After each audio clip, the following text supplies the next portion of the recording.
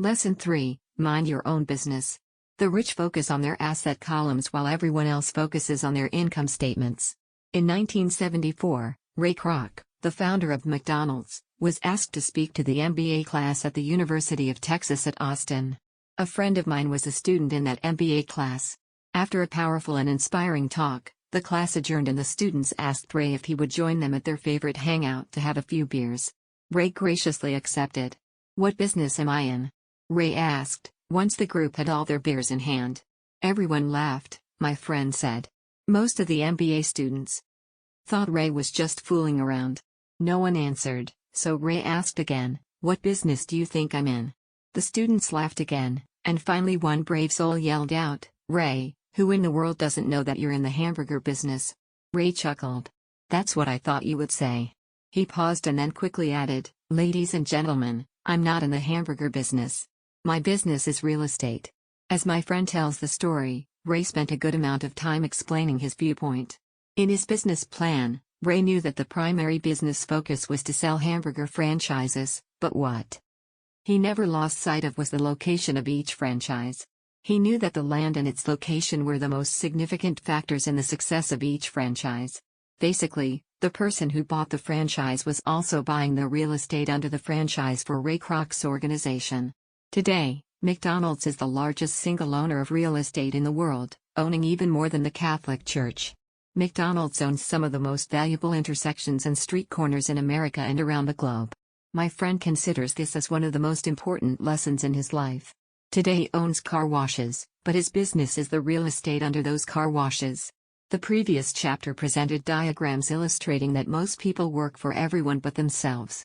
They work first for the owners of the company, then for the government through taxes, and finally for the bank that owns their mortgage. When I was a young boy, we did not have a McDonald's nearby. Yet my rich dad was responsible for teaching Mike and me the same lesson that Ray Kroc talked about at the University of Texas. It is secret number 3 of the rich. That secret is, mind your own business. Financial struggle is often directly the result of people working all their lives for someone else. Many people will simply have nothing at the end of their working days to show for their efforts. Our current educational system focuses on preparing today's youth to get good jobs by developing scholastic skills. Their lives will revolve around their wages or, as described earlier, their income column. Many will study further to become engineers, scientists, cooks, police officers, artists, writers, and so on. These professional skills allow them to enter the workforce and work for money.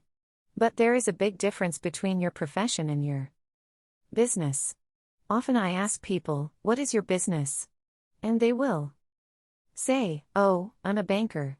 Then I ask them if they own the bank. And they usually respond, "No, I work there." In that instance, they have confused their profession with their business. Their profession may be a banker, but they still need their own business. A problem with school is that you often become what you study. So if you study cooking, you become a chef. If you study the law, you become an attorney, and a study of auto mechanics makes you a mechanic. The mistake in becoming what you study is that too. Many people forget to mind their own business. They spend their lives minding someone else's business and making that person rich. To become financially secure, a person needs to mind their own business. Your business revolves around your asset column, not your income column. As stated earlier, the number 1 rule is to know the difference between an asset and a liability, and to buy assets. The rich focus on their asset columns, while everyone else focuses on their income statements. That is why we hear so often, "I need a raise. If only I had a promotion. I am going back to school to get more training so I can get a better job. I am going to work overtime. Maybe I can get a second job." In some circles, these are sensible ideas. But you are still not minding your own business. These ideas all still focus on the income column and will only help a person become more financially secure if the additional money is used to purchase income-generating assets. The primary reason the majority of the poor and middle class are Fiscally conservative, which means I can't afford to take risks, is that they have no financial foundation. They have to cling to their jobs and play it safe. When downsizing became the in thing to do, millions of workers found out their largest so-called asset, their home, was eating them alive. Their asset was costing them money every month. Their car, another asset, was eating them alive. The golf clubs in the garage that cost $1,000 were not worth $1,000 anymore. Without job security, they had nothing to fall back on. What they thought were assets could not help them survive in a time of financial crisis. I assume most of us have filled out a credit application to buy a house or a car. It's always interesting to look at the net worth section because of what accepted banking and accounting practices allow a person to count as assets.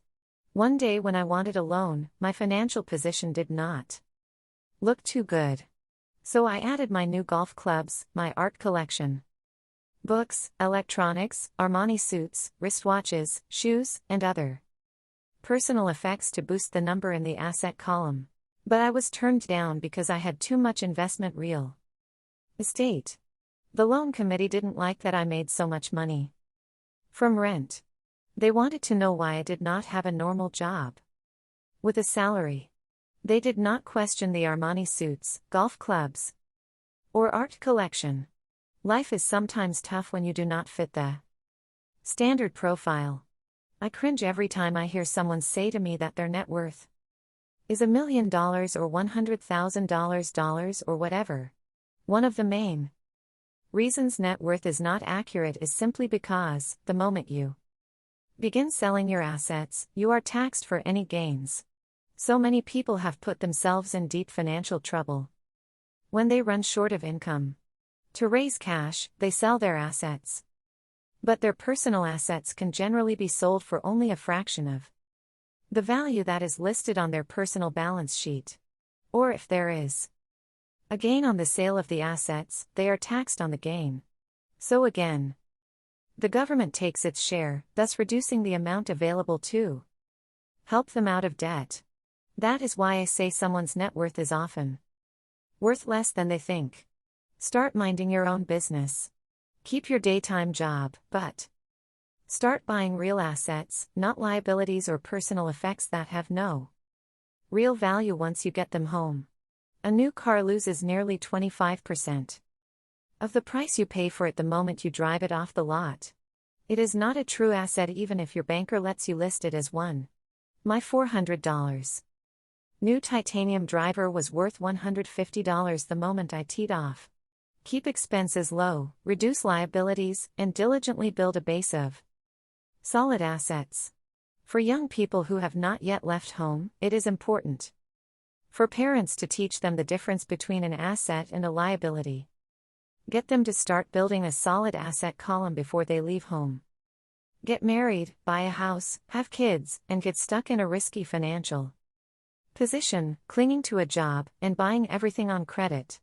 I see so many young couples who get married and trap themselves into a lifestyle that will not let them get out of debt for most of their working years.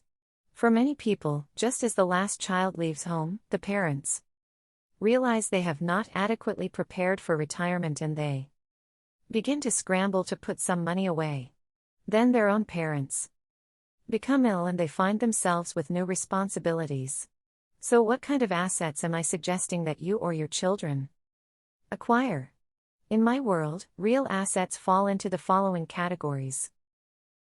Businesses that do not require my presence. I own them, but they are managed or run by other people. If I have to work there, it's not a business. It becomes my job.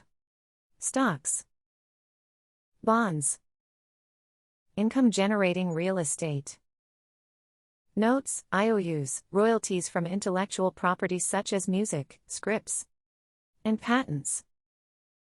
Anything else that has value, produces income or appreciates, and has a ready market. As a young boy, my educated dad encouraged me to find a safe job. But my rich dad encouraged me to begin acquiring assets that I loved. If you don't love it, you won't take care of it. I collect real estate simply because I love buildings and land. I love shopping for them, and I could look at them all day long. When problems arise, the problems aren't so bad that it changes my love for real estate. For people who hate real estate, they shouldn't buy it. I also love stocks of small companies, especially startups, because I am an entrepreneur, not a corporate person. In my early years, I worked in large organizations, such as Standard Oil of California, the U.S. Marine Corps, and Xerox Corporation. I enjoyed my time with those organizations and have fond memories, but I know deep down I'm not a company man. I like starting companies, not running them. So my stock buys are usually of small companies. Sometimes I even start the company and take it public. Fortunes are made in new stock issues, and I love the game. Many people are afraid of small-cap companies and call them risky, and they are.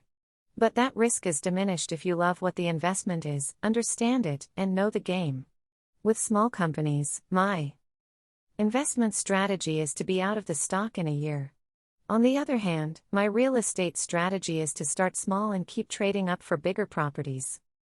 And, therefore, delay paying taxes on the gain. This allows the value to increase dramatically.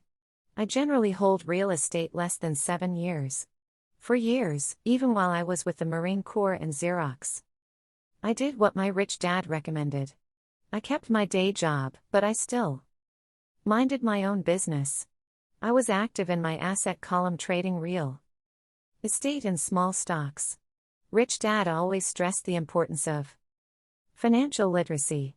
The better I was at understanding the accounting and cash management, the better I would be at analyzing investments and eventually starting and building my own company. I don't encourage anyone to start a company unless they really want to. Knowing what I know about running a company, I wouldn't wish that task on anyone. There are times when people can't find employment, and starting a company seems like the best solution. But the odds are against success. 9 out of 10 companies fail in 5 years. Of those that survive the first 5 years, 9 out of every 10 of those eventually fail as well. So only if you really have the desire to own your own company do I recommend it. Otherwise, keep your day job and mind your own business. When I say mind your own business, I mean to build and keep your asset column strong. Once a dollar goes into it, never let it come out. Think of it this way: once a dollar goes into your asset column, it becomes your employee. The best thing about money is that it works 24 hours a day and can work for generations. Keep your day job, be a great hard-working employee, but keep building that asset column. As your cash flow grows, you can indulge in some luxuries. An important distinction is that rich people buy luxuries last, while the poor and middle class tend to buy luxuries first. The poor and the middle class often buy luxury items like big houses, diamonds, furs, jewelry, or boats because they want to look rich. They look rich, but in reality they just get deeper in debt on credit. The old money people, the long-term rich, build their asset column first. Then the income generated from the asset column buys their luxuries. The poor and middle class buy luxuries with their own sweat, blood, and children's inheritance. A true luxury is a reward for investing in and developing a real asset. For example, when my wife Kim and I had extra money coming from our apartment houses, she went out and bought her Mercedes. It didn't take any extra work or risk on her part because the apartment house bought the car. She did, however, have to wait 4 years while the real estate investment portfolio grew and began generating enough extra cash flow to pay for the car. But the luxury, the Mercedes, was a true reward because she proved she knew how to grow her asset column. That car now means a lot more to her than simply another pretty car. It means she used her financial intelligence to afford it. Instead, most people impulsively go out and buy a new car, or some other luxury, on credit. They may feel bored and just want a new toy. Buying a luxury on credit often causes a person to eventually resent that luxury because the debt becomes a financial burden.